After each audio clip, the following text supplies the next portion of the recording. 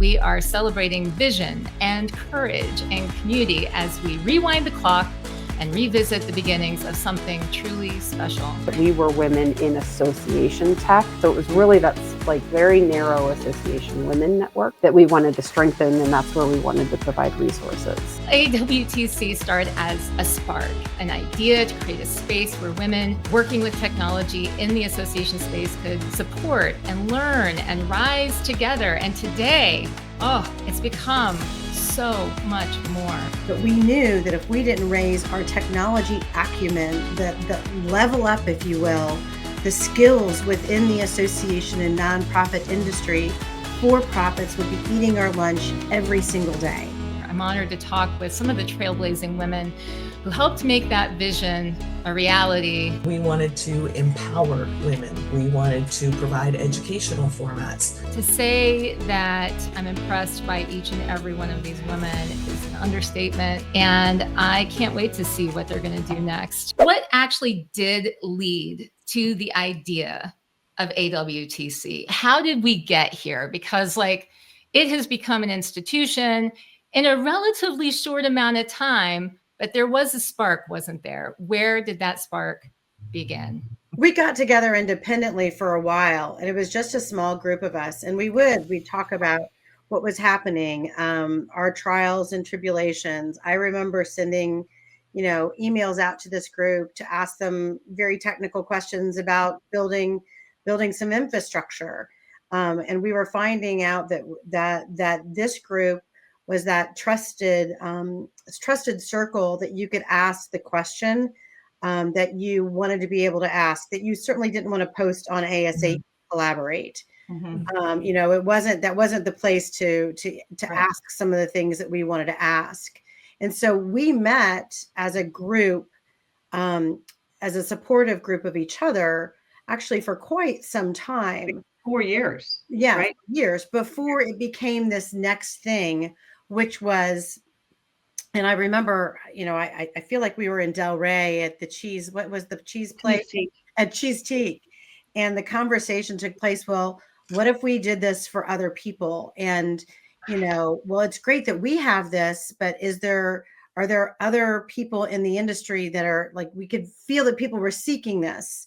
We've been having conversations because we were enjoying it. And so we would talk about it. Well, I don't know. I'll go ask my friends. And they're like, how do you do that? How did this start?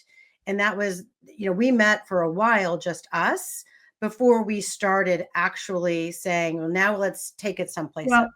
I think, Rebecca, it wasn't just us. It was a round robin of different people hosting, like Catherine hosted a session, Rhea hosted a session, Moira. So I think there were people that aren't even in AWTC anymore that they offered their conference space and they said, I want to talk about this. Well, that was phase 2. Oh, wow. Well, that was phase 2. Was that phase 2? That's phase 2. I have to say, this is why it's good to have these conversations. That's phase 2. Because phase 1 was right. Rebecca and Renee saying, there's a group of women who get together to drink wine and talk about technology. Would you like to come? And I'm like, yeah. That was phase 1. Oh, you're right, Rebecca. So phase 1 was shorter, though. Phase 1 was shorter. The meetup stage was longer.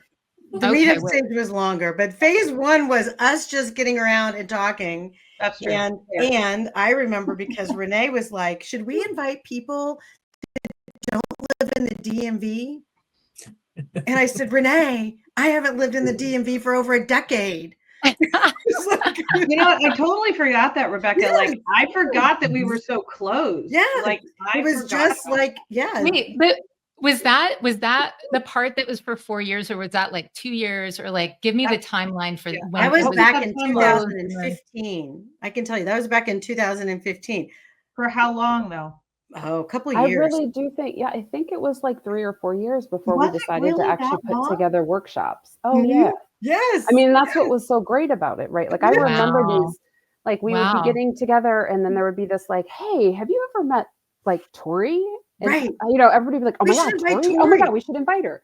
I mean, so that it was very organic initially, where it was just this really relaxed, calm conversation and chill. And, kind of like unpacking things. Mhm. But there was that moment where we were like, we need to actually do workshops because the community would benefit from a workshop Right. on whatever the Mhm. topic is. And that's, Gretchen, to your point, right? The point at which we started hosting and figuring out who could You're host the right. workshops in their Mhm. different workspaces.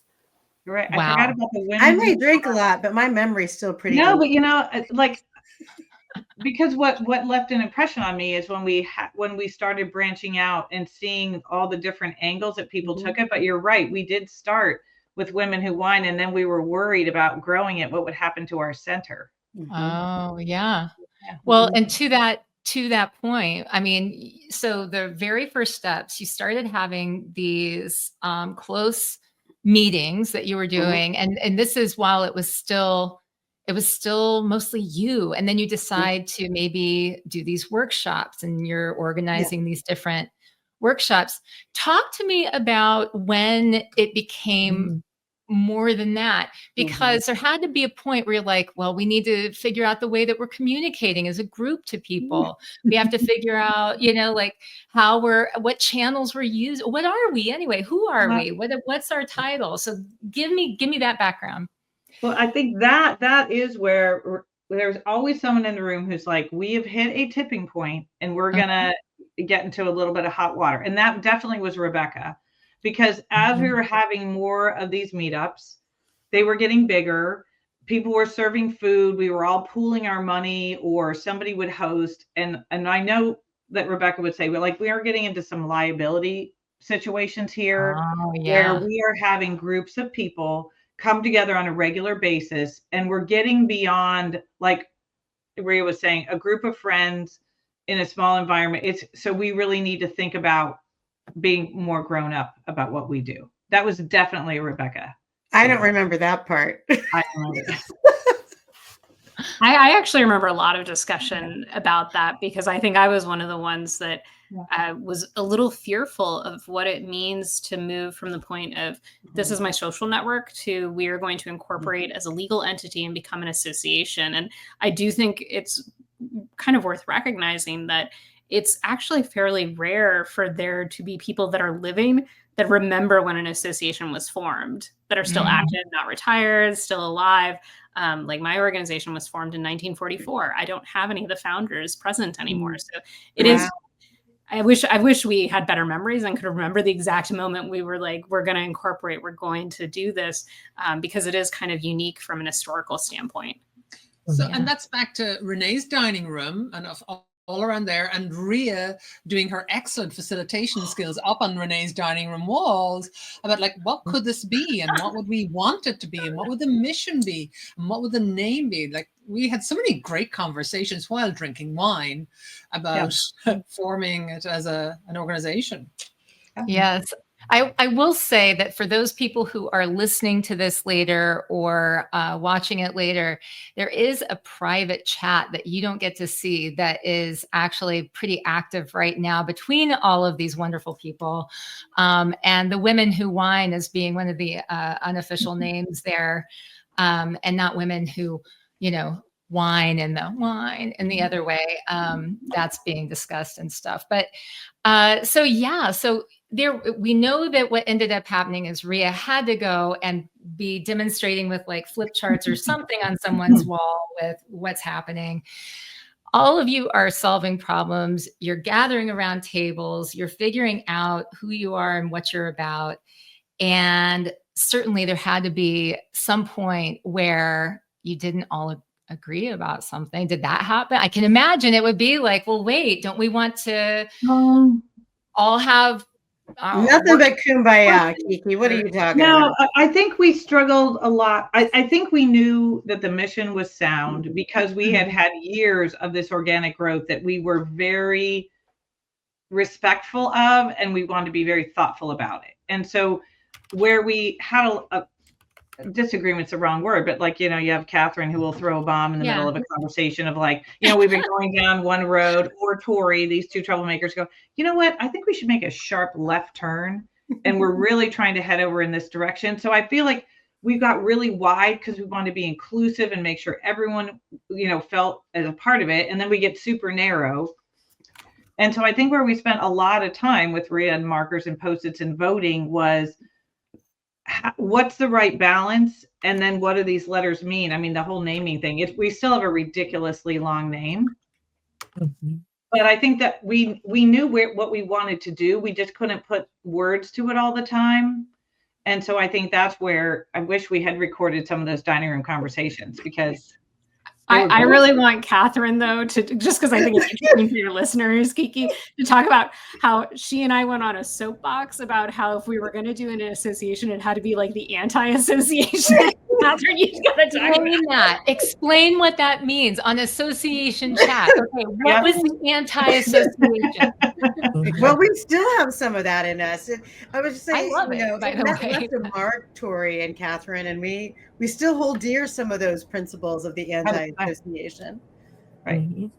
But Are we going to like Catherine? Go for it, Catherine. Catherine, elaborate. Go, Catherine. I mean, I don't know. It's funny because I guess nowadays the ideas maybe aren't as fringe. You know, we have DAOs and stuff like that, right? But at the time, we were like, you know, what we are, like foundationally, we're reacting to something that we're not finding in our community. So why would we try to meet that need to bridge that gap by being just like everybody else, right? And so Tori and I kind of took this sort of like a contrarian stance around like, well, what exactly do we need to be? What sort of legal entity do we need in order to have a checking account to make Rebecca happy, and you know, tick some of these like very professional boxes without losing our sort of rebel edge. And I'm pretty sure I was the one at the dining room table who kind of zoned out on the governance stuff, and I was like, I built us a website while nobody was looking. There. Oh my gosh.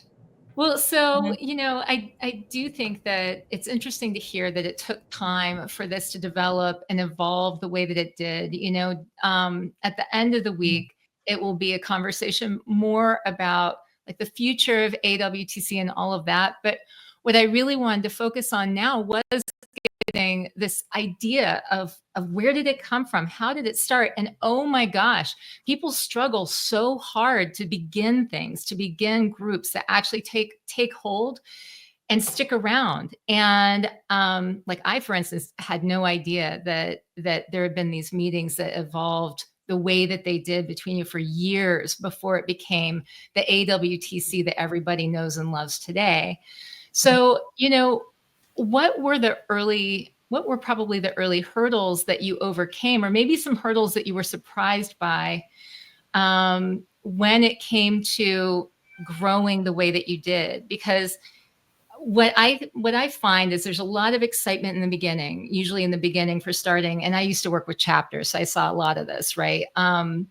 Whenever a group forms right at the beginning, people are super, super excited. And then as those initial people have things that happen in life and transit, you know, all kinds of stuff happens. We can't be there and be as present all the time as our lives go through changes, especially over years and years of time. So what were some of the things, some of the, I don't know if obstacles is the right word, but maybe some of the obstacles that you came across as you began to grow and expand? Did you run into any of those growing pains? I think we did.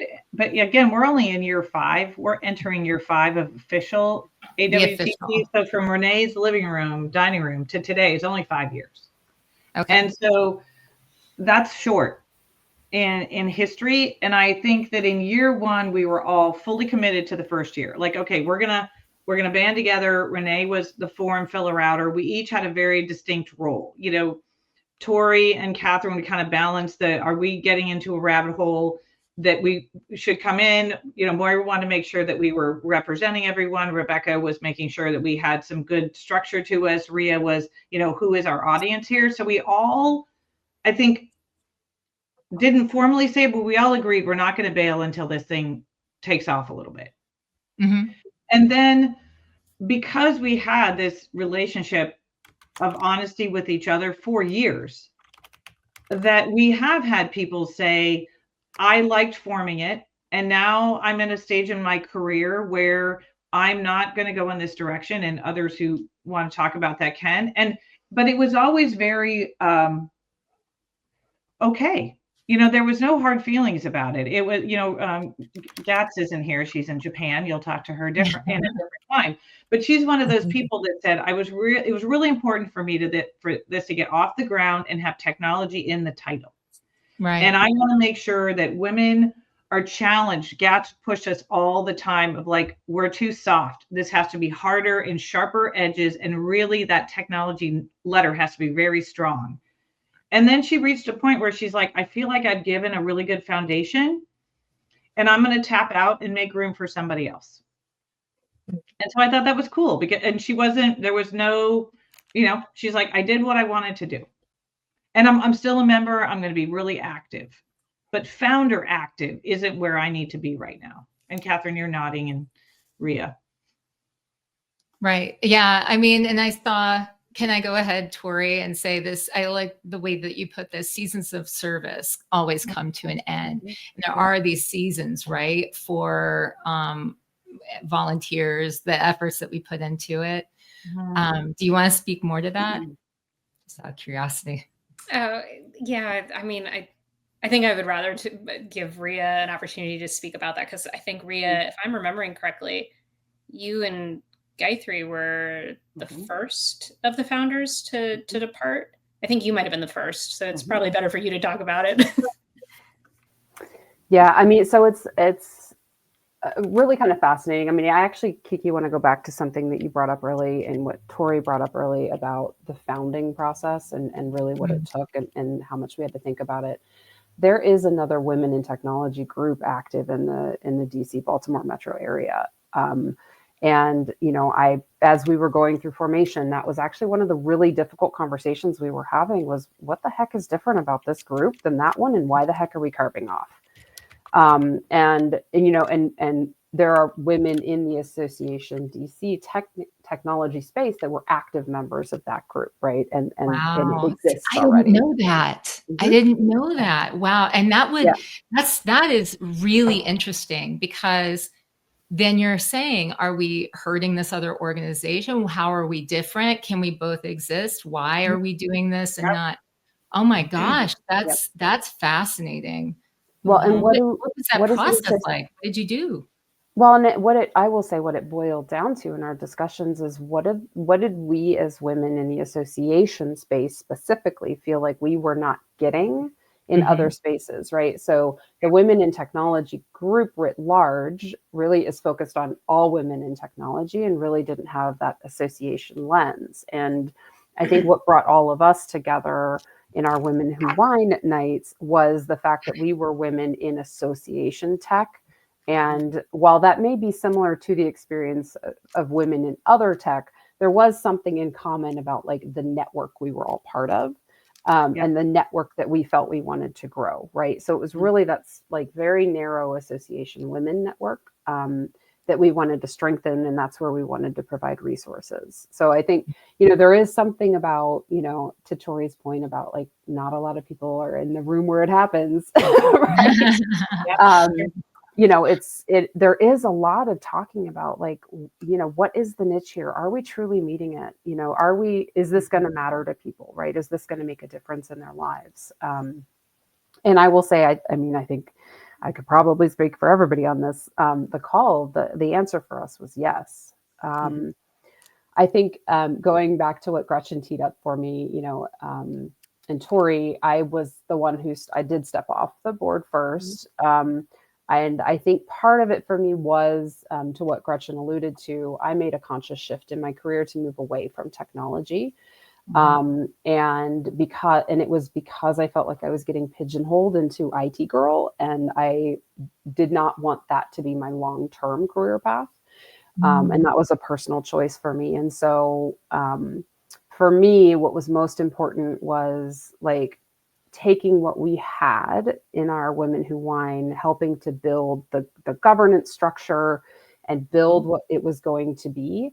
And then stepping away to create space for others to lead and grow in that space.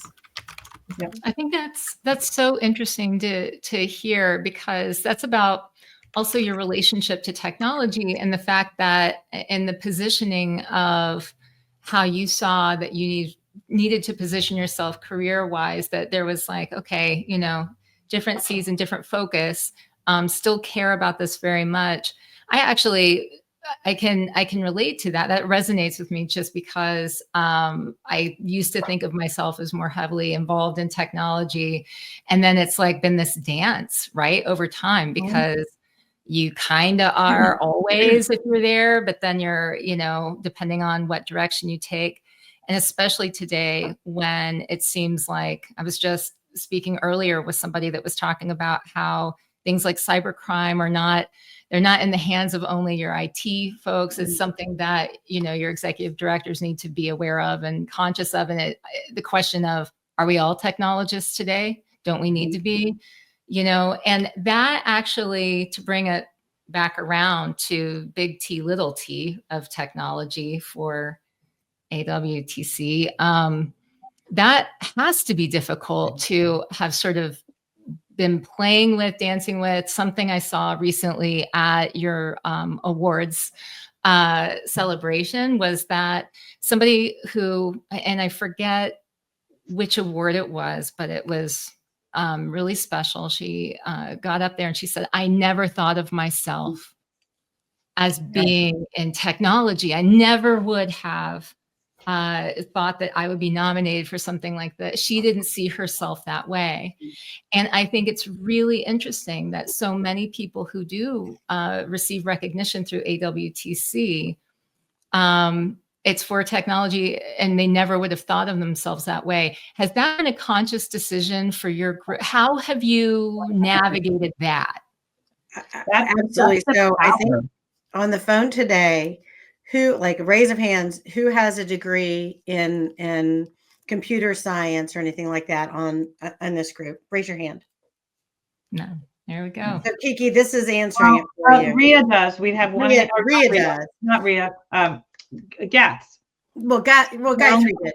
But that should give you, I mean, you know, Moira's talked about herself as being an accidental technologist. I mean, Tori, who, you know, came up through the technology path, what is it? It's performing arts. Do I have that right? Theater, right? I mean, so the whole point, and what we saw, you know, Rhea, when you were talking about kind of the intentionality of not being the generalist of the WIT group, but that intentionality of being focused on the association and nonprofit space, and seeing it so dominated by females in the lower levels, in the support sort of position, in the rank and file positions.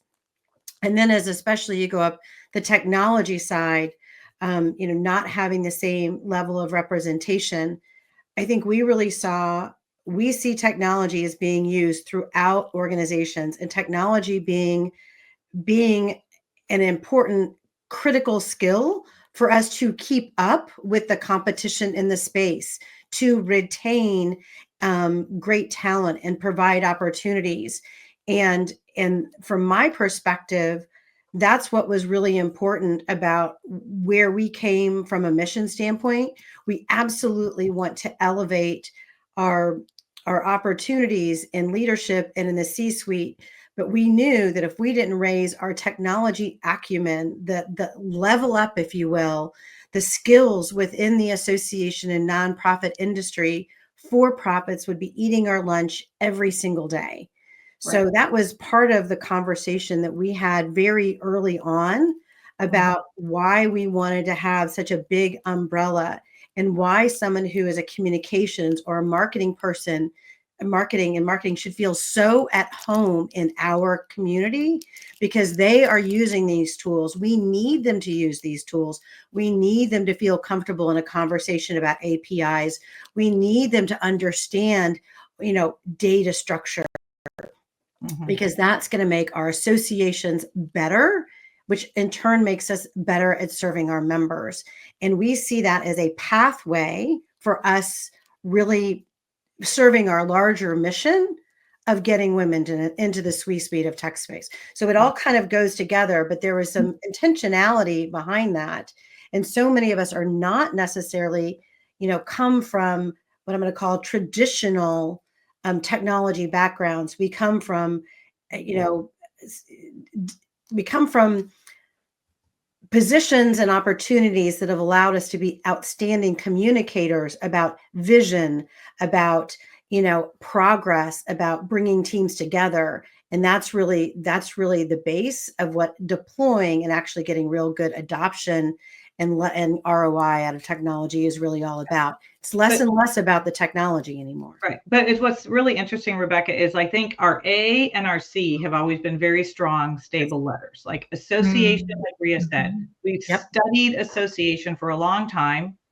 And that was a very, very in-depth conversation. And champion was a letter that was very strong, that we said, we are going to support each other. We're not going to cut each other down. We're not going to, like you were saying, Rebecca, like we want to be inclusive and make sure that we're hitting every level of a person. However, the T and the W have changed shape. And again, we're only entering our 5th year. Yeah. And so some of our most, I'm finding an adjective here, Kiki, but this is what you're after. Spirited conversations. Like Rebecca was saying, like technology was very, very strong in the beginning and it got stronger in 2024. But there was a window of time where the people who were coming to AWTC, our members, did not want a capital T technology focus from AWTC. They wanted more support, soft skills. How do I navigate my career, which caught all of us off guard because we started with a very strong T. And that took a road trip, which Catherine and Tori can talk about. And then the W is women. And in society today, what does that letter really mean? And Tori, I have a little video of her. She's like, wouldn't it be cool if our goal is to change that letter someday? Fascinating. Oh my God. I feel like this is really great. What's that? Lots of stories, right, Tori? Like the T and the W journey, I think, is where we're going to continue to. And it's good to recognize that your value proposition as an organization evolves and changes with the needs of your community. So I agree. Like, probably one of the reasons I ultimately wanted to step off the board and leave space for other leaders is because I didn't feel like I was as invested in the conversation around supporting careers. I think it's super important, but it's not where my value and attention wanted to be. So I think it's interesting to recognize that there are those cycles, because I 100% agree. AWTC has taken a pretty hard turn in the last 12 months to like true technical content and conversations. Right. And we can't predict that. Like, go ahead. We don't plan that, Kiki. We're like, literally, it just went up, and the program committee, everyone's like, we were fighting against it, right, Tori? Like, we were trying to set the program, and we were like, no, you must eat your vegetables. And people said, well, I don't want to. Yeah, we would get like 50 people going to something around like project management, or we did a lovely webinar that Moira did on the true meaning of sponsorship in terms of like, how do you actually lift women up and advance them? And we'd get tons of attendees for that. And then we'd organize something on APIs and like hardly anyone shows up. So yeah, there's cycles to this. Yeah, it is interesting. I mean, I think also when I heard you mention about the W too, early on, I think I heard somebody say, and I showed up at this AWTC event and there were so many men, and that was also something too, because I know that the community as a whole has been extremely supportive. And I think that when you see AWTC, you think, obviously, it's like, it's women focused, but in every picture, you're always going to see that it's not just women. What we think about women, it's humans, it's everyone, right? That's all together there. And so I thought that was kind of interesting because, even at the awards ceremony that I just went to, last month or a couple weeks ago, whenever it was, it was, somebody mentioned it to me there, and I'm like, yeah, that's how it always is. But it's interesting to see how these things are evolving and the conversations that you're having about it. And it does make me think the question, how does that make you as founders, because this is a founders discussion, how do you reckon or decide whether it's moving further away from what you want to be as engaged with, or maybe it's closer to? I mean, it's strange to watch something you created evolve like this, we right? don't have control over this. I mean, like it's this ball of energy that we are trying to respect. And Kiki, I think you mentioned our award ceremony. So the Innovation Award was, someone was nominated who said, I just do a couple small things every day and they add up. You know, Jessica was floored when she got that award. But she is the person, like Rebecca said, that we were trying to reach. And Loretta DeLuca won an award. She wasn't feeling that well. And so she asked her partner, Dave, to accept an award. He was super uncomfortable being on the stage, but he was her champion. He supported her, and there's no bigger backer of Loretta than Dave. Yeah. And so, but this experiment is fascinating. But we've been like you're saying, it doesn't stop. Like if I think about what is truly special, you talk about that energy. Yeah. Like if you just bring 8 really great people together with lots of intelligence and energy, they all go off and do stuff. And Tori went off and did programming, and Catherine did the website, and everybody just went off and did things. And I think then what happens is, maybe one's own contribution comes to something near an end, and then you roll off and that's somebody else. But you want coming in more of that energy, right? That's what I think what's important. And one of the things, one of my pet projects is the small groups. So the small groups is like, oh my God, we had so much fun being women who wine and getting together and drinking and talking about technology and marriage and kids and vacations and APIs and Salesforce. Like we talked about everything. And so, what we're trying to do is bring that out to greater communities and continue to bring that out so that other groups of women in AWTC experience that. And then, those that are coming on the board to replace those, they have amazing energy and vision.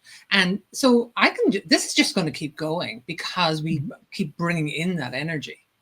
Yeah. But Rhea, what does it look like from afar? Like, because some of us are closer, like I think we have layers. So Catherine and Tori still come to a lot of events. Renee comes, as she can. Her career is really busy. But like you said, Rhea, you chose a different leadership direction, period. Like, what does it look like from a little bit of a distance to say, wow, what is that? Is it what you thought it would be? Or are there some interesting nuances that we don't see?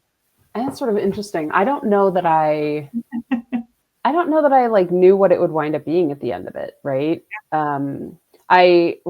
It's amazing to me, so I run another little event called Charette that some of you know about. And it's actually been really amazing to me how many people have heard about that event through the AWTC community, right? Which is completely unexpected.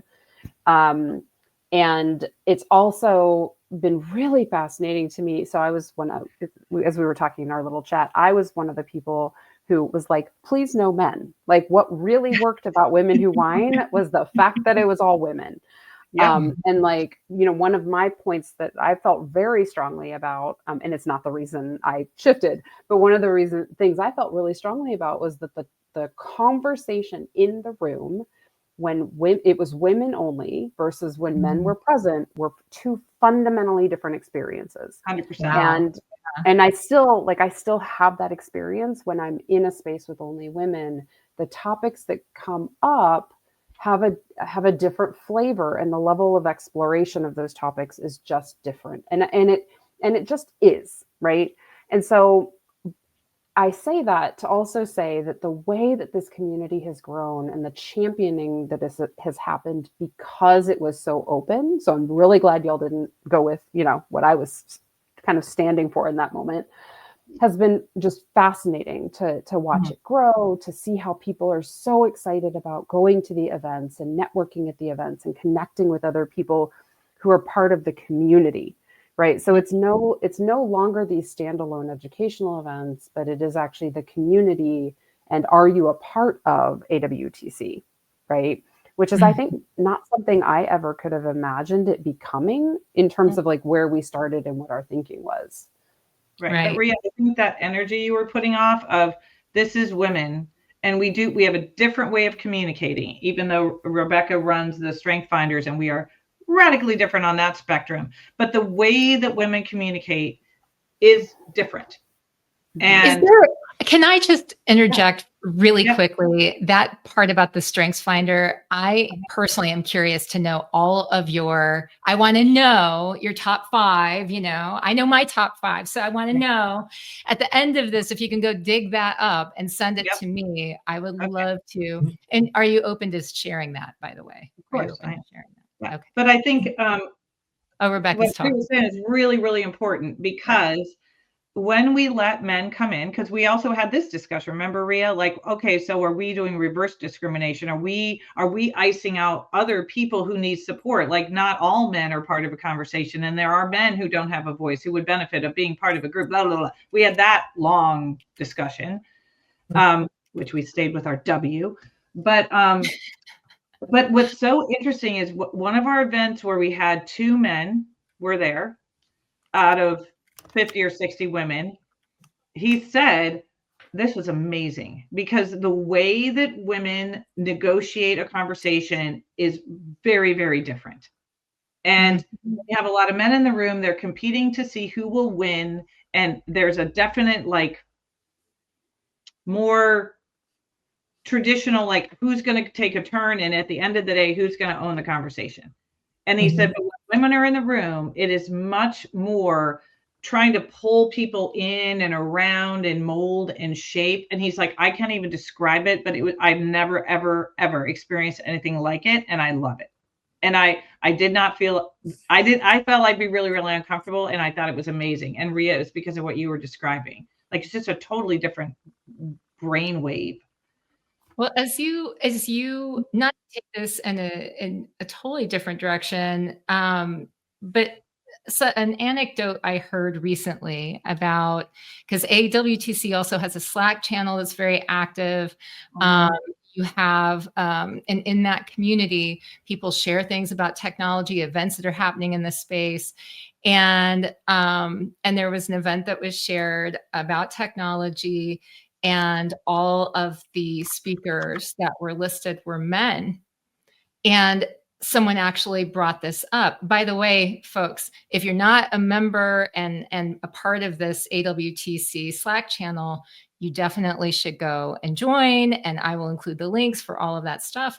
But fascinating that this can be happening on the AWTC Slack channel, that, and to the credit of the male allies that are part of that too, that actually did not go unobserved and unchallenged. Somebody actually brought up the fact that, oh, by the way, there are a number of women who would be great to add to that. So I'm paraphrasing, of course, but I'm sure you're familiar with, like, this sort of thing. This sort of thing can still happen. And so clearly there's a reason, and a good reason for something like AWTC to continue to exist, right? So it's fascinating. On the subject of communication, because as you've grown, and you've grown rapidly, and it's been wildly successful, and the channels that you're out, you have the community. There's communication that goes out all the time. I see it. It's very, very effective. When it came to practices and tools and strategies for making people feel like they're connected to you as things have grown, what has gone into the decision making and figuring out what you want to do, what you don't want to do? If you should have this kind of, should you have a podcast? Should you have a community? Should you have this? Should you have that? Newsletter, whatever. There are a million different ways you can go. How have you come up with the decisions that you have when it comes to your communication? Catherine. So if we start leaning too far towards traditional habits, Catherine is the one who will say, we've been talking about an hour for all the different community platforms. We are not doing that. We are not doing that. We are going to start simple like she said, I have now set up a website, and as you've been pontificating more, I have now set up a Slack channel and this and this and this. And so this woman can bring it home in about 4 words and say, does anyone disagree? Excellent. It's launched. So, I mean, Catherine, really, you are very firm about that particular topic. That's very Catherine, what I know of her. Very Catherine. My brand of trouble runs strong. Yes. I mean, honestly, though, I think it's like it's one of those things where I see so much potential in the lightweight nature of the organization. Right? We're brand new. We're making a lot of these decisions for the first time. Like, why not take a more experimental posture? Why not try to swim upstream, color outside the lines, be a little different? Like, I think that it yields value to the community and it keeps us a little sharper, right? I mean, we're not just sort of regressing to the mean and putting out yet another sort of, same flavor, different label sort of product. We're instead like a truly different community for people to choose to engage with. Yeah. So she's our fact checker. Yeah. I mean, you have to have somebody like that in the room who is an observer and a pattern person. And so I think that's where just Catherine has done that over and over and over of like, can I just ask one final question, which then is going to take us in a whole nother direction for 2 more hours. But that's when one of the healthy things that we've done, Kiki, is really like if somebody says that, we're like, oh my God, really? Seriously? We open it back up. And so that's what Rhea said, like in the beginning, who knows where this would end up, right? But we had a couple pillars that we all agreed were sacred. And then anything above that was, okay, let's give it a try. I would love to know how your executive team meetings go, like how they're organized. For all of you who are managing these things on your own, and you have your own ways of going about things. Fascinating. I love to be a fly on the wall to see how that goes. Yeah, you don't want to see that. You don't want to see that, Sasha. No, I think I do. I think I do. So yeah, no, it's really fascinating to see where you are now, where you've been. Looking back, what do you wish that you knew then? Like with everything where things are today, looking back, what do you wish that you knew then? I think one of the things that I wish I'd known then is how, actually talking about like the speech and capturing that and using it, I don't think we understood how valuable the content was that we were generating back then. Because we came from such an organic place of the Women Who Wine group. And when we became more formal, it was actually a struggle to remember how many events we had done. And it just, like I organized a lot of those early events and I had very little documentation on who was there, what the PowerPoint was. And I'm sad about it now because it was such great content. So I don't know.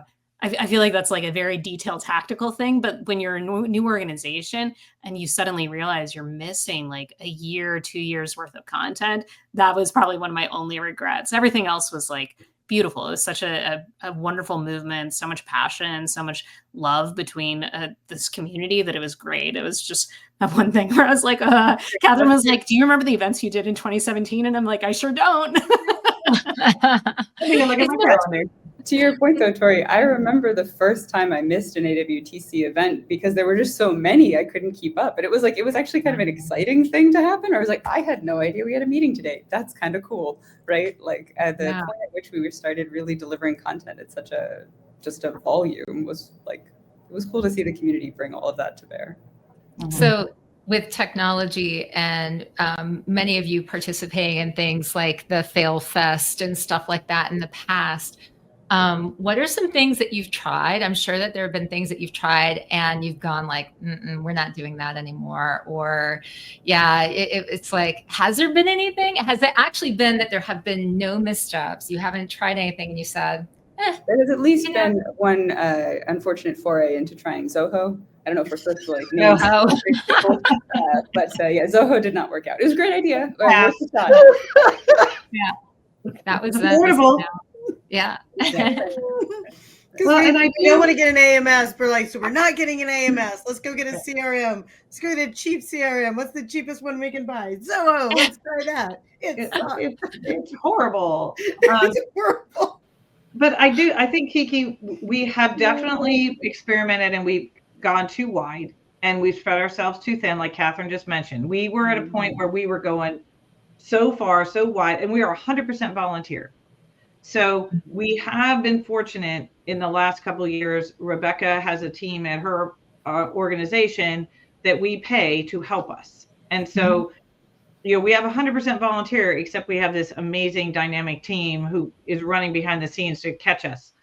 But we've had to have that scope conversation a couple times of like, okay, where do we need to start to narrow things down? And I think when Tori was running the program committee, they had you set down some pretty strong ground rules, Tori, around, okay, we have to talk about velocity and a cadence. And there were some topics that people liked and were like, that is just not at all who we are. So let's just give them a try, but we're not doing that anymore. And that's where I think the T has shifted back up to the top again. So I do feel like as a board, we come together at least once a year and kind of look around. And it's like, is this where we need to be? And bring it in. And like Moira said, when something pops up, like a theme, like small groups, things we're missing. The other thing I really respect is every year we do kind of do a 360. And that's where Moira's really talented about, like, let's just step back a moment here. When everything's an experiment, because Kiki, you're asking me, what would we do different? Everything was always like, let's just see. I remember Tori arranging programs and let's just see what would happen. Right. And when you have that mindset, there's never a failure. It's just like a learning. Right. How can we do this better? How can we open our awards programs up to everyone and just be even more inclusive? Like, how can we just bring in more people and welcome them? I've always loved the fact that we've no membership fee. And really, if you come across the door and shake somebody's hand, you're in AWTC. You don't, the barrier to entry is really low. Yeah. Yeah. Well, and, so we talk about things where it's like, have you tried things that didn't work? What are the happy surprises that you've had? Well, we did mention one that Tori did a session on the metaverse when it was a baby, it was infancy. Which was and I was convinced that it was going to transform things. Well, I mean, I think I love that you're optimistic about everything. I didn't take any screenshots of what you all looked like in the metaverse. It was highly amusing. And no, the metaverse did not transform things, but I don't regret doing that program. It was a 4-hour program. I remember that we did a convention with ASAE, didn't we? Yeah. Oh, they showed up. Yeah. It was. I can't say that it was a necessary program, but it was fun. You know what I have to say about that, though? I mean, look at technology. We thought, QR codes, they went out, it was like, no, and then COVID, and then everybody's using QR codes forever. So it's fascinating to watch this stuff. You never know, really. Right. And one of the unique things I think is you've heard people talk about their one passion area. And so again, like we are this very respectful group, which I don't think I could personally underline enough because we are super strong personalities on this call. And there have been times where people will say, this is mine and we're doing it. And then we were like, okay, like, Tori said, I think this is how we need to run the program committee. We need to shore this up. We need to do, Catherine's like, we need more data before we proceed here.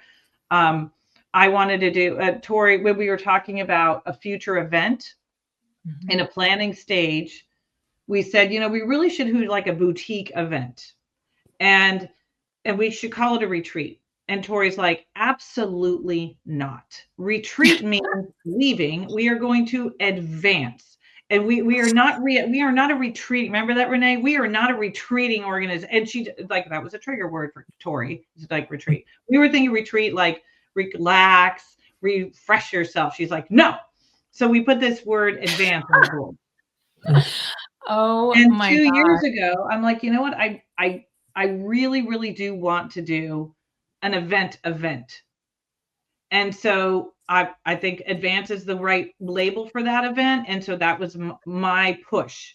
And then Moira's like, I think small groups is a push. And Rebecca's like, when we're at meetings, we need to have a happy hour that has a certain tone that's welcoming, that, we want to make sure our brand is clear to people in our community. And so I think that's, each of us has had something where the rest of us are like, all right, you go. Like, I got you. But I okay, love it. Your events feel so inclusive. They feel purposefully so, right? And so I absolutely love like the Nashville event that you had with ASAE annual. Big. It was so, that place was packed, you know, but it was like there were I still have my bandana that you could get that was like the blue color, like this color, and all of this. And I just have to say that you do seem to put a lot of emphasis and effort into the way that people feel when they go to these things so that they feel like they're a part of it. Walk me through what that looks like as you're talking through the planning for that. Do you have words that you center around? I mean, I know you have your mission statement, like you have your goals, but like, how do you go about building that feeling of belonging and that particular brand for these experiences that you have when you're bringing people together in person? So Tori just put in the chat, empowering volunteers to lead and take the initiative equals core to volunteer engagement. And the fact of the matter is it is our volunteers and it is our community, I think, that really, that's what makes it. It's not the drive of 8 people 5 years ago or 9 people today. But what's keeping the organization with the level of energy, I think, is the very wide range of volunteers that are substantive. I mean, truly substantive. Like, we could not exist without them. They are coming up with the program. They are who we are as an organization. They're site selecting where we're going to have our ASAE annual event this year, which we just signed the contract for.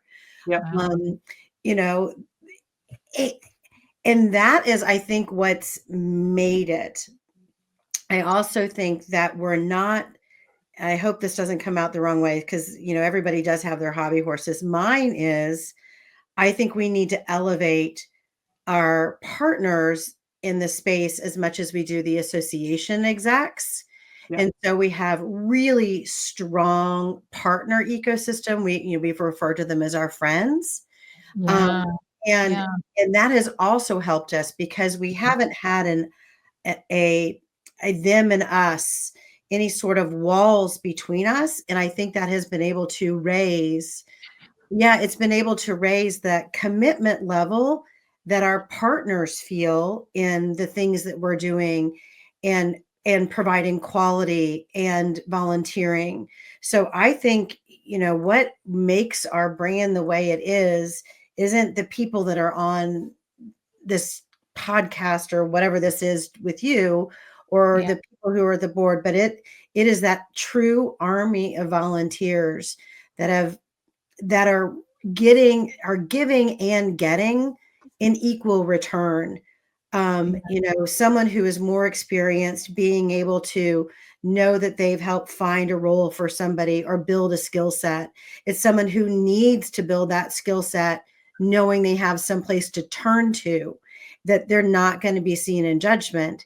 And that is what has been, I think, the brand. That's what sustained the brand and brought the quality, because people know that it matters that they bring quality. Right. And I think you see that, Kiki, like, you see the personality of our volunteers in our events. So if you knew the people behind awards, that group collection of people, everything you see of like how the name of the award, how inclusive it is, how to rate it, what the check-in experience is. Every detail is run by a group of volunteers who, again, that's another subgroup, and they're very, very close. And the board is not part of that. They're like, we'll let you know, and we'll, you know, share things with you, but they wanted a very specific feel for the award ceremony. When we have a welcome reception, which we're known for, and we want to make sure people know the whole range of what AWTC is that's another group of people who want to make sure that it isn't us and them, which sometimes ASAE makes you feel that way, you know, that even just the way the membership is structured. And that is something that when people come to AWTC, sometimes they pay with their personal money, they use their personal email. Right. Because they want to be part of the AWTC community and they want to drop their work persona, which I think is fascinating. And so each thing we do, each program is imprinted with the team of volunteers who nurture it. 100%, right, Rebecca? I mean, you can see the personality of these things coming through. So Kiki, you're like, you mentioned a lot of events.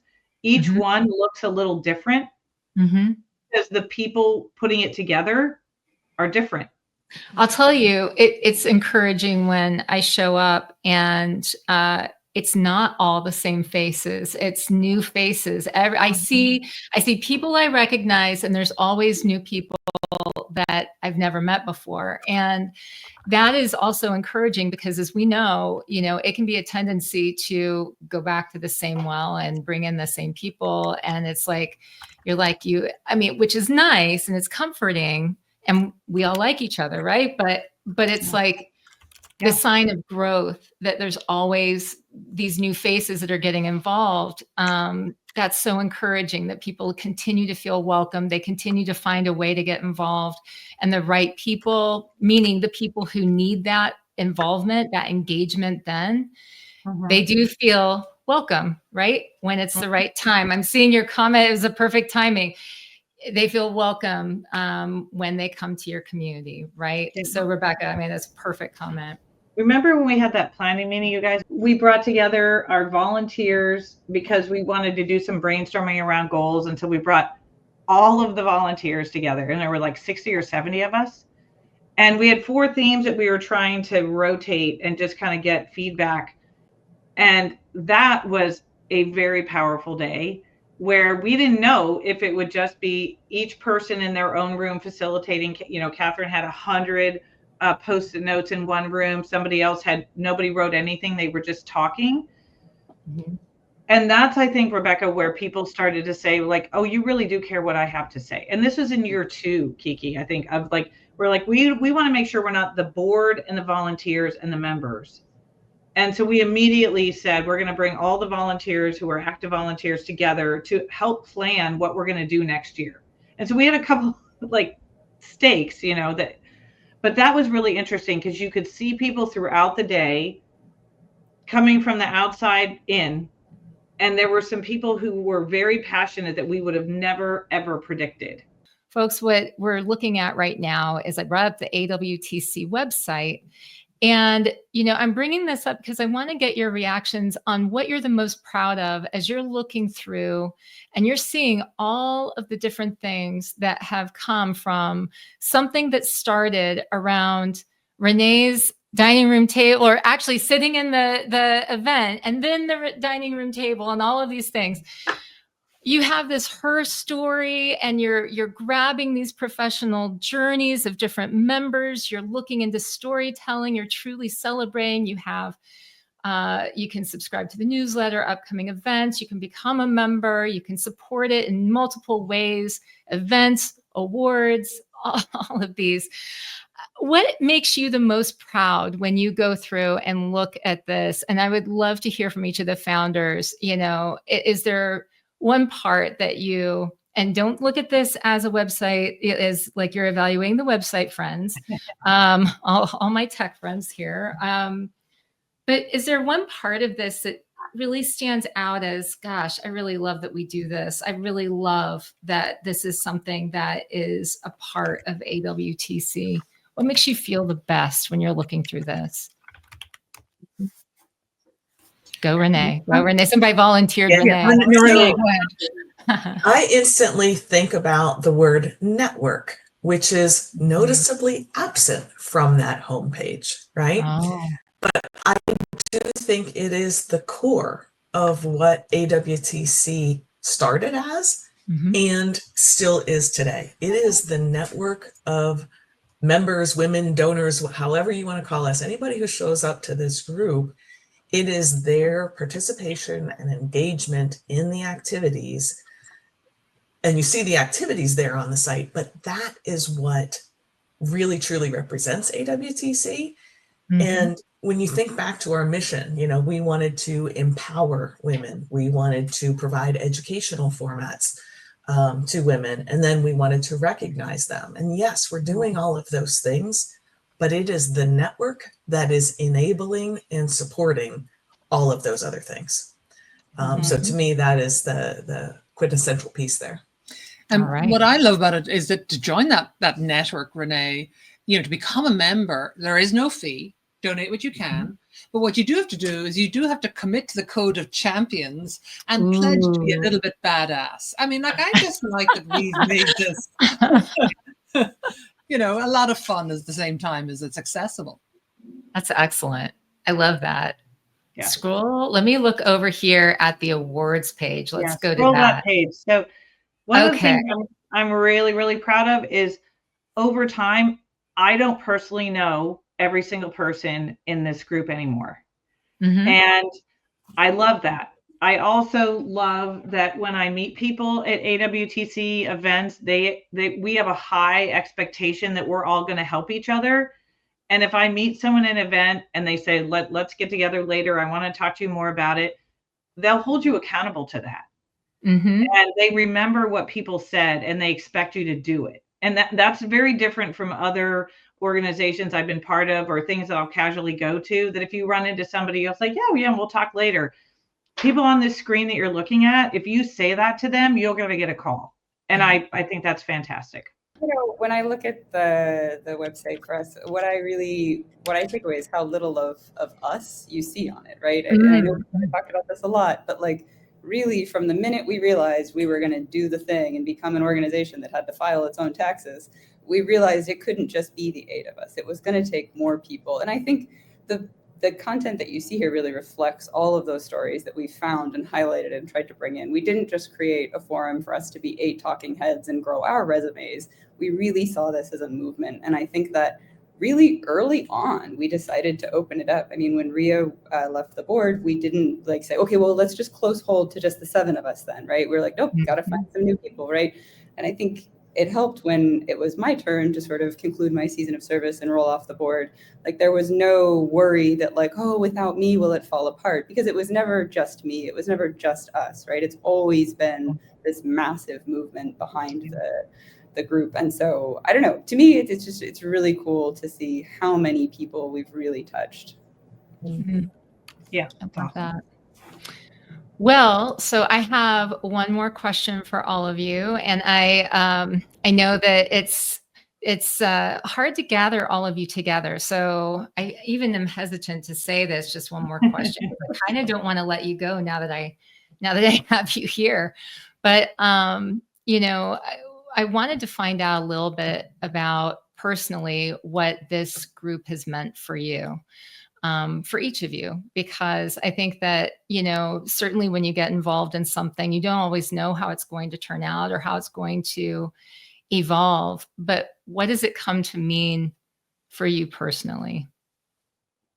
And I guess let me start with Renee, actually, because again, when you're sitting in that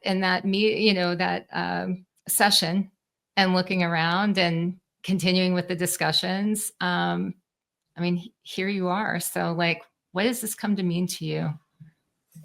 Yeah, thinking back to the time when we were forming as an organization and doing the board, articles of incorporation, all of those things, during that year or 2 years there, I really felt like this group was my tribe. This was my go-to group of people that I could ask any question to, fearless, and I was going to get an honest answer that maybe I just didn't want to hear but needed to hear, kind of input from this group, right? So they became my trusted advisors. And as we set out to expand the group to create that kind of environment for a larger audience of people, at this point, I'm rolled off the board a couple of years. and participating in the award ceremony this year as an observer, right? Mhm. It felt, there was something so special about that event this year, that it really makes you proud to have been a founder of this organization, because of all the things you just vocalized, Kiki. This group is serving a purpose in the space that we're in the industry. And there is a place for it, and people are showing up for it. So that feels really good to be part of the community. Yep. I love it. Gretchen, I'm going to go to you. I'm going to go in line from what I see here on the. Okay. For me, like everything Renee said, and I think that the two things that have resonated with me is making our circle wider. Moira has said this more than once. And I think that at this stage of my career, that's my passion, especially now with the world being not so nice sometimes, is that our circle is wide and we have true sponsorship. We're not mentor-mentee. We are sponsoring each other to make sure that we are all successful together. And that's very cliche, but I mean it. And I've given a lot of time to AWTC because I get out 10 times what I put in. People are amazing. I also think that AWTC gave other identity-based groups the confidence to go. So Association Latinos formed right after AWTC, and they did it because they were watching us. And they used a lot, like Renee said, our bylaws, and Ria helped set up our governance structure. Association Latinos took a page out of that book because they're like, if you can do it, we can do it. And we help them. And so I'm really proud of that too, that we've opened the door for other groups to form and feel, that they can do it. Rebecca, what has AWTC come to mean to you personally? Oh, that's a lot. We've been going on a journey together in a lot of ways. But there are two things that kind of come to mind. One is that the sum is greater than the parts. I think that it's the yes and, but for me personally, it's helped me on my own personal growth journey as well, in terms of understanding, how people operate in a variety of capacities, expanding the tent. I mean, I am very proud in the last question, I'm really proud that we have a very low, if no barrier of entry. Like that is really important to me is, we've removed all of the excuses not to be involved. And that to me is a really important thing. But, I would just describe it as the sum is greater than the parts. I think that each of us individually had something to contribute. Each of us individually in the community could do it. But I firmly believe that we are better together. And by leveraging our strengths and by giving grace to each other when we need to, being firm with each other when we need to, what that has done is allowed us to create something that that is a true once in a lifetime experience. Absolutely. Ria. I think it's interesting. I think for me, part of what I found in AW or in the Women Who Wine, that group that led into AWTC, was really that safe space. I remember the point I was at in my career. I remember the organizations I was working for, and it really gave me that space where I was with a group of my champions. What I've really taken away from this conversation specifically, because I'm pretty distant from it now, is just this. I love the fact that being part of AWTC is providing that for others, right? So anybody who is part of this community has some set of folks in the community that is what they're receiving from the community. And that's what they get to be a part of. And knowing how it helped me through some really difficult challenges in my career, I feel like I'm so to AWTC is continuing to provide that to women and non-women in the association space now. Mm-hmm. Moira? I just remember that the first couple of times I went to meet up with the Women Who Wine, I was a little intimidated because this was a group of really bright people. You know, and it was a professional space, and like I didn't know then how kind and supportive these women were, and I came to realize that. And I think what it means for me is that helped me succeed. Mm-hmm. I mean, talking with these bright people, with these knowledgeable people, raised my game. And having somebody to call about, like, how do you set up a company, Rebecca? How do I do this? Or, you know, Gats, how do you integrate with Salesforce? You know, whatever it was, like having people to call also helped me succeed. So that's what I see it as that kind of, it was that launching pad to success, which I'm really grateful for.